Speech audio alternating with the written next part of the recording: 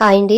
ఈరోజు ఈ లాంగ్ వీడియోలో మీకైతే లైనింగ్ బ్లౌజు కటింగ్ చేసినప్పుడు పర్ఫెక్ట్ కటింగ్ చేసినా సరే స్టిచ్చింగ్ చేసేటప్పుడు నీట్ ఫినిషింగ్ రావాలన్నా, అలాగే మనకి కొన్నైతే టిప్స్ పాటిస్తూ కుట్టామనుకోండి కరెక్ట్ ఫినిషింగ్ వస్తుంది. లేదంటే మనం ఏ విధంగా కట్ చేసామో అలాగే కుట్టిస్తే బ్లౌజ్ అనేది పాడైపోద్దండి.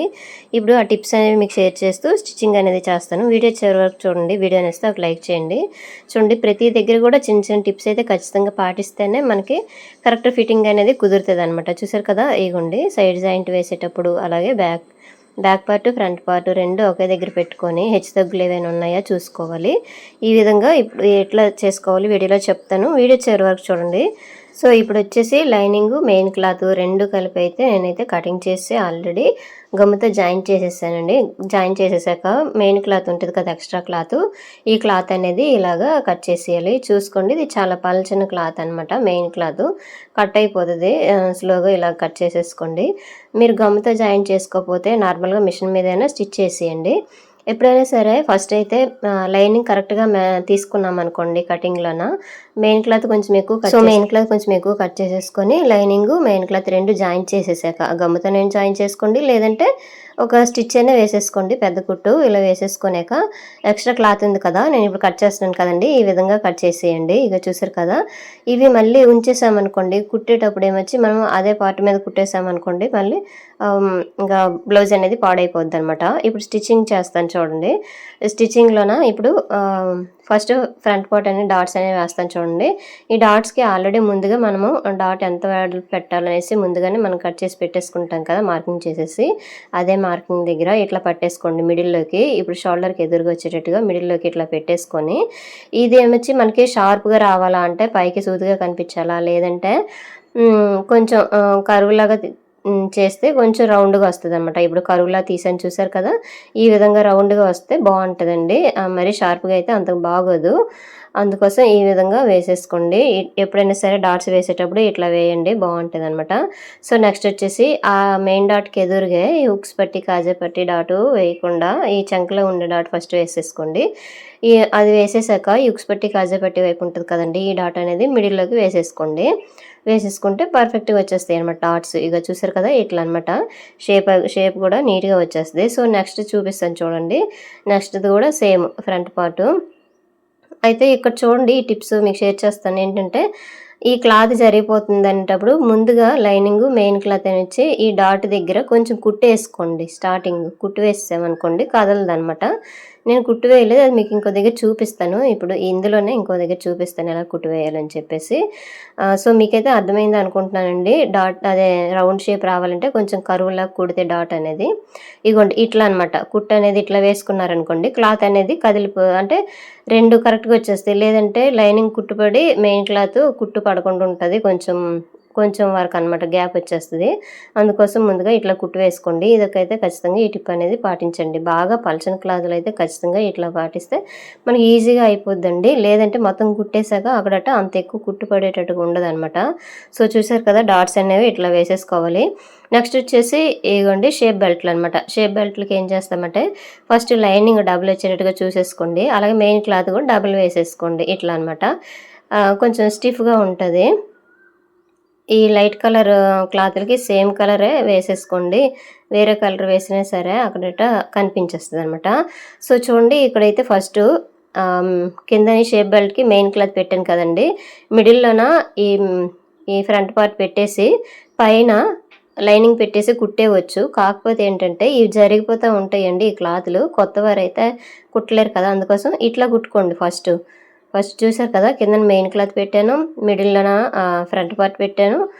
కుట్టేసినాక ఇక్కడ నుంచి మళ్ళీ ఇంకోటి కుట్టేసుకోండి, పైన ఇలా కుట్టేసుకోండి. ఇది కింది సైడ్కి వెళ్ళిపోద్దండి. ఈ లైనింగ్ అనేది పైన పెట్టేసి కుట్టాం కదా, ఇది లోపలికి వెళ్ళిపోద్ది అనమాట.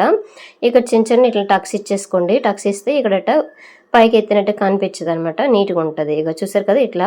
నెక్స్ట్ వచ్చేసి ఇక్కడ రెండు కలిపి జాయింట్ అనేది చేసేసేయండి. అయితే ఇక్కడ ఒక టిప్ షేర్ చేస్తాను చూడండి. ఈ షేప్ బెల్ట్ ఒకవేళ మీకు ఎక్కువ అయిపోయింది అనిపిస్తే ఏం చేస్తారంటే ఇది కొంచెం మెయిన్ క్లాత్ కొంచెం లైనింగ్ కొంచెం రెండు లోపల సైడ్ ఫోల్డింగ్ చేసేయండి, ఒక కుట్టు వేసేస్తే సరిపోద్ది. చూసారు కదా ఎంత నీట్గా వచ్చేసిందో. ఈ ఎక్స్ట్రా ఉన్నవి ఇప్పుడే తీసేయండి, కటింగ్ చేసేయండి కుట్టేటప్పుడే. తర్వాత కాకుండా ఇప్పుడే చేస్తే ఒక పని అయిపోద్ది. మనకి నీట్ ఫినిషింగ్ కూడా కనిపిస్తది. అలాగే రెండో సైడు షేప్ బెల్ట్ స్టిచ్ చేస్తున్నాను చూడండి. ఒకటి పాదం వైపు వెళ్ళింది కదా! ఒకటి మన వైపు వస్తుంది. ఉక్స్ పట్టి, కాజా పట్టి ఉండేది సైడ్‌ది మన వైపు వచ్చింది. చూసారు కదా! ఫస్ట్ అయితే మెయిన్ క్లాత్ పెట్టేసుకున్నాను. మిడిల్‌లోన ఫ్రంట్ పార్ట్ పెట్టాను. పైనైతే లైనింగ్ పెడుతున్నాను. ఈ 3 ఒకే లెవెల్‌లో పెట్టేసుకొనైనా కుట్టేయవచ్చు.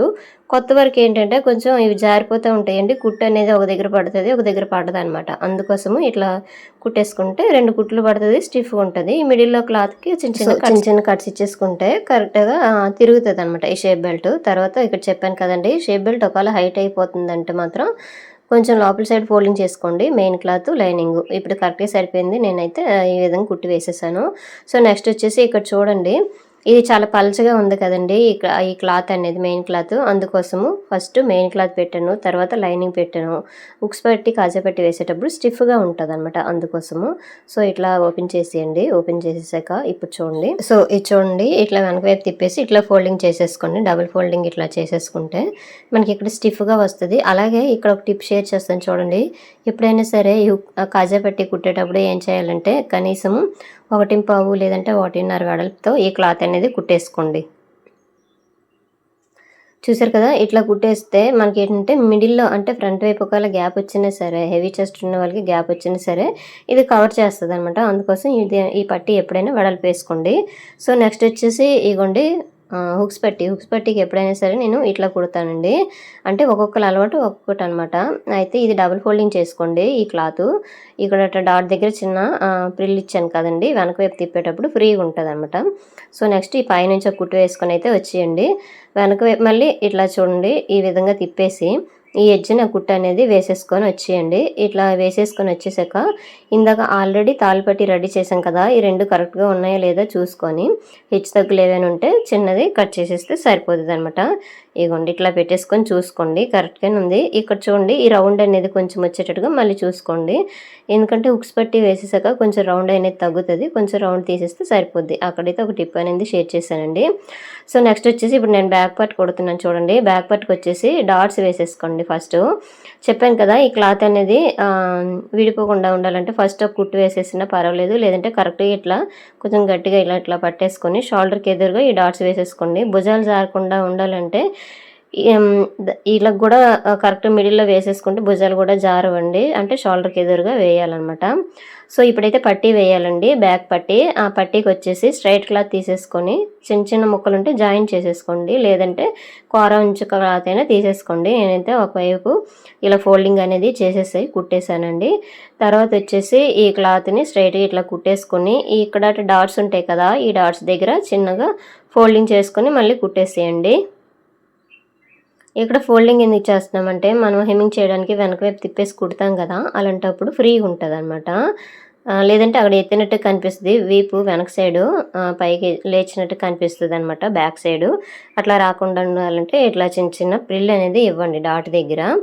సో, అయిపోయిందండి. ఇప్పుడు బ్యాక్ పార్ట్ తీసేసుకొని ఫ్రంట్ పార్ట్ మీద ఈ ఫ్రంట్ పార్ట్ ఇక్కడ షోల్డర్ దగ్గర జాయిన్ చేసుకోండి. అయితే ఈ జాయిన్ చేసే ముందు ఇక్కడ చూడండి సైడ్ జాయింట్ వేస్తాం కదండీ! ఈ సైడ్ జాయింట్ దగ్గర ఫస్ట్ ఇలా చూసుకోండి. ఫ్రంట్ పార్ట్ అలాగే బ్యాక్ పార్ట్ పెట్టేసి ఏది ఎక్కువ ఉందో అది అనిపించి కొంచెం ఇలాగా కొంచెం క్లాత్ అనేది తీసేయండి. ఇది పక్కనే సైడ్ జాయింట్ దగ్గరే వెళ్తదండి. చంకల దగ్గర కాదైతే. ఆ సైడ్ జాయింట్‌లో కుట్లోన అది తెగిపోద్ది. పర్వాలేదు. దానికేం ప్రాబ్లమ్ లేదు. ఈ టిప్ అయితే ఖచ్చితంగా పాటించాలండి. లేదంటే అక్కడ ప్లస్ గుర్తు రాదు. ఒకటి ప్లస్ గుర్తు రాకుండా ఒకటి పైకి, ఒకటి కిందకి వచ్చేస్తది కదండీ! చూసుకోవాలి అందుకోసమే. ఇక్కడ చూడండి మళ్ళీ ఇంకోసారి చెప్తాను. ఇలా పెట్టేసుకోండి. పెడితే ఇప్పుడు చూసారు కదా! ఫ్రంట్ పార్ట్ కొంచెం ఎక్కువ ఉంది కదండీ! ఫ్రంట్ పార్ట్ కొంచెం ఎక్కువే వస్తది. ఎందుకంటే చంకలో డాట్ వేస్తాం కదా! ఆ డాట్ వేసేటప్పుడు పైకి కొంచెం క్లాత్ అనేది వస్తది కాబట్టి బ్యాక్ పార్ట్ కంటే ఫ్రంట్ పార్ట్ కొంచెం ఎక్కువే వస్తది. అక్కడట కొంచెం లెవెల్ చేసేయండి. లెవెల్ చేసేస్తే సరిపోద్దనమాట. మనకి హ్యాండ్స్ అవి జాయిన్ చేసేసుకున్నాక సైడ్ జాయింట్ వేసేస్తే ప్లస్ లాగా వచ్చేస్తది. ఎక్కువ తక్కువకు రాదు. అక్కడ క్లాత్ అనేది ఉబ్బెత్తుగా కనిపించదనమాట. సో, చూసారు కదండీ! ఈ విధంగా ఫోల్డింగ్ చేసేసుకొని కుట్టేసుకోండి. సో, నెక్స్ట్ వచ్చేసి ఇప్పుడు పైపింగ్ వేస్తాను చూడండి. పైపింగ్ వేసేటప్పుడు ఇక్కడ కూడా ఒక టిప్ షేర్ చేస్తాను చూడండి. క్రాస్ పట్టి తీసేసుకోండి. క్రాస్ కటింగే కదా! అంటే రౌండ్ నెక్ కాబట్టి క్రాస్ పట్టి తీసేసుకోండి. ఇది 1.25 క్లాతు. అయితే ఏం చేస్తారంటే హ్యాండ్స్ వేయకముందు అంటే మెయిన్ పార్ట్‌కి హ్యాండ్స్ జాయిన్ చేయకముందు ఈ పైపింగ్ అనేది వేసేసుకోండి. ఎందుకంటే హ్యాండ్స్ ఇవన్నీ జాయిన్ చేశాక ఈ పైపింగ్ వేసామనుకోండి సాగిపోతుందనమాట. నెక్ అనేది బాగా సాగిపోద్ది. Shape out అయిపోద్దనమాట. ఇదైతే ఖచ్చితంగా పాటించాలండి ఈ టిప్ అనేది. సో, చూసారు కదండీ! మనము ఇలా జాయిన్ చేసుకోవాలనమాట. క్రాస్ పట్టీలు ఇలా క్రాస్‌గా జాయిన్ చేసుకుంటేనే కరువు తిరుగుతది. రౌండ్ షేప్ దగ్గర అట్లా కరువు తిరుగుతది. ఒకవైపు ఇట్లా ఫోల్డింగ్ గాని చేసేయండి. లేదంటే నేనిప్పుడు కుడతాను కదా! ఆ విధంగానే కుట్టేసుకోండి. నేనైతే 12 నంబర్ థ్రెడ్ అనేది తీసేసుకున్నా అండి. ఇది నార్మల్ పాదంతోటే వేస్తాను. ఈ థ్రెడ్ 12 నంబర్ అనుకోండి సన్నంగా ఉంటది కాబట్టి సరిపోద్దనమాట. ఇక్కడ చూసారా షోల్డర్ జాయిన్ చేసేటప్పుడు హెచ్చు తగ్గుంది కదా! ఇది లైన్‌గా ఇలా తీసేయండి. ఈ క్లాత్‌ని కూడా ఇలాగ ఉంచేసామనుకోండి హ్యాండ్స్ దగ్గర ఉబ్బెత్తుగొచ్చేస్తది. అంటే షోల్డర్ దగ్గర. అట్లా రాకుండాలంటే ఖచ్చితంగా ఈ టిప్స్ అయితే పాటించాలండి. మనం ఎంత బాగా కట్ చేసినా సరే స్టిచ్చింగ్‌లోన తప్పకుండా ఈ టిప్స్ అయితే పాటించాలి. ఇప్పుడు చూసారు కదా! నేను ఎన్ని టిప్స్ షేర్ చేశానో ఇదే విధంగా అనమాట. సో, నెక్స్ట్ వచ్చేసి ఈ మిడిల్‌లోన ఈ థ్రెడ్ అనేది పెట్టేసుకొని మనకు ఖర్చుకి ఎంత ఉంచుతామో అంతవరకు ఇలా కుట్టేసుకొని వచ్చేయండి. కుట్టేటప్పుడు ఏం చేస్తారంటే రౌండ్ నెక్ దగ్గర లాగకుండా ఫ్రీగా వదలండి. ఇగో చూసారు కదా! ఇట్లా అనమాట. ఇట్లా వస్తది. ఇగో చూసారా? అలాగా వేసేసుకొని వచ్చేయండి. అయితే ఇందులోన మీకు కనిపిస్తుంది కదండీ! పైనైతే కొంచెం పెద్ద క్లాత్ ఉంచాను. లోపల సైడ్ కొంచెం చిన్న క్లాత్ ఉండేటట్టుగా చూసుకుంటున్నాను. పైన ఎందుకు పెద్ద క్లాత్ ఉంచానంటే వెనక వైపు తిప్పేసి ఫోల్డింగ్ చేసి కుడతాం కాబట్టి. ఇక్కడ చూసారు కదా! రౌండ్ దగ్గర కూడా అసలు లాగొద్దండి. లాగకుండా ఫ్రీగా ఇలాగ వదలండి. క్లాత్ మొత్తము మిషన్ మీదే ఉంచండి. జారిపోయినట్టుగా ఉంచేయకుండా. లేదంటే ఇప్పుడు కుట్టేటప్పుడే నెక్ అనేది సాగిపోతది. సాగిపోయి భుజాలనేవి జారిపోతాయనమాట. ఇక్కడ చూసారా? ఈ విధంగా అనమాట. క్లాత్‌ని నేనే తిప్పుతున్నాను గానీ, క్లాత్ ఎళ్ళిపోయేటట్టుగా అయితే చూడకూడదనమాట. మనమే పట్టేసుకొని రౌండ్ దగ్గర తిప్పాలనమాట. సో, ఈ టిప్ అయితే ఖచ్చితంగా పాటించాలండి. అలాగైతే నెక్ దగ్గర అంటే రౌండ్ షేప్ దగ్గర పైకి ఎత్తినట్టే కనిపించదు. లేదంటే పైకి ఇలాగ ఎత్తేసినట్టే కనిపిస్తది పైపింగ్ అనేది. మీకు మొత్తం కుట్టేసాక ఫైనల్‌గా చూపిస్తాను ఎలాగుందని చెప్పేసి. ఇగోండి ఇలా మన క్లాత్ హ్యాండ్‌తో మనమే మూవ్‌మెంట్ చేయాలి. లాగకుండా ఇగోండి ఇట్లా. సో, ఎక్స్ట్రాని తీసేసినాక ఇగ చూసారా? వేసేసాక ఇట్లా వచ్చింది కదండీ! ఇక్కడ మళ్ళీ లోపల సైడ్ చిన్న చిన్న కట్స్ ఇచ్చేసుకోండి. ఇగోండి. చూసారు కదా! పైపింగ్ క్లాత్‌ని కొంచెం బ్లౌజ్ క్లాత్‌ని కలిపి చిన్న చిన్న ఇలా కట్స్ ఇచ్చామనుకోండి రౌండ్ తిరిగే దగ్గర రౌండ్ అనేది బాగొచ్చేస్తది. లేదంటే ఎత్తేస్తది. పైకి ఎత్తినట్టు కనిపించేస్తదండి. ఎప్పుడైనా సరే ఇట్లా టిప్స్ అనేది పాటించాలండి రౌండ్ నెక్ అప్పుడు. ఇగోండి వెనక వైపు తిప్పేసి ఈ పైన కొంచెం క్లాత్ అనేది ఎక్కువ కనిపించింది కదా! ఆ క్లాత్‌ని ఇట్లా ఈ విధంగా ఫోల్డింగ్ చేసేసుకొని ఎడ్జ్‌నే ఇలా కుట్టు వేసుకొని వచ్చేయండి. మనం ఇందాక చిన్న చిన్న కట్స్ ఇచ్చాం కదండీ! అందుకోసము ఈ క్లాత్ అనేది నీట్‌గా తిరిగిపోతే పైకి లేచినట్టు కూడా కనిపించదనమాట. ఇగోండి రౌండ్ షేప్ దగ్గర కూడాను. ఇగో చూసారు కదా! ఇట్లా వస్తదనమాట. నీట్‌గా ఇలాగా. సో, చూసారు కదండీ! అంటే మనము ఎలా కట్ చేసామో అదే విధంగా కుట్టేయకూడదు బ్లౌజ్ అనేది. ఖచ్చితంగా ఈ టిప్స్ అనేది పాటిస్తేనే మనకి ఫినిషింగ్ అనేది నీట్‌గా వస్తది. సైడ్ జాయింట్ వేసేటప్పుడైనా, లేదంటే షోల్డర్ దగ్గర, లేదంటే హ్యాండ్స్ దగ్గర ఇలా పైపింగ్ వేసేటప్పుడైనా ఏవైనా సరే మనం టిప్స్ అనేది ఖచ్చితంగా పాటించాలండి. అలాగైతేనే ఫినిషింగ్ అనేది నీట్‌గా కుదురుతదనమాట. సో, చూడండి లాస్ట్‌కి వచ్చేసరికి ఇట్లా ఫోల్డింగ్ చేసేసి ఇక్కడ రఫ్ కుట్ అనేది ఇచ్చేసుకోండి. నీట్‌గా ఇట్లా క్లాత్ అంతా లోపల సైడ్ మడిచేసి ఇట్లా ఇచ్చేయండి రఫ్ కుట్టు. సో, చూసారు కదా! ఈ విధంగా వస్తది. ఇప్పుడు లేచినట్టుగా అస్సలు కనిపించట్లేదు కదా! కొంచెం ఐరన్ చేసుకుంటే సరిపోతదనమాట. రౌండ్ తిరిగే దగ్గర మాత్రం పైపింగ్ ఖచ్చితంగా ఇట్లానే వేయాలండి. సో, ఇంతేనండి. హ్యాండ్స్ కూడా సేమ్ పైపింగ్ వేసి జాయింట్ చేసేయడమే. సైడ్ జాయింట్ షేపులు చూసారా ఎంత బాగొచ్చిందో. ఖచ్చితంగా ఈ టిప్ అనేది పాటించండి కుట్టేటప్పుడు. సో, ఫ్రెండ్స్ వీడియోలు చూస్తున్నారు కానీ వీడియోని లైక్ చేయండి. మీరు లైక్ చేయడం వల్ల ఈ వీడియో కొంతమందికి షేర్ అవుతది. ఇప్పుడు టిప్స్ అయితే చాలా చెప్పాను కదండీ! మీకు వీడియో నచ్చితే కామెంట్ చేయండి. Thank you for watching.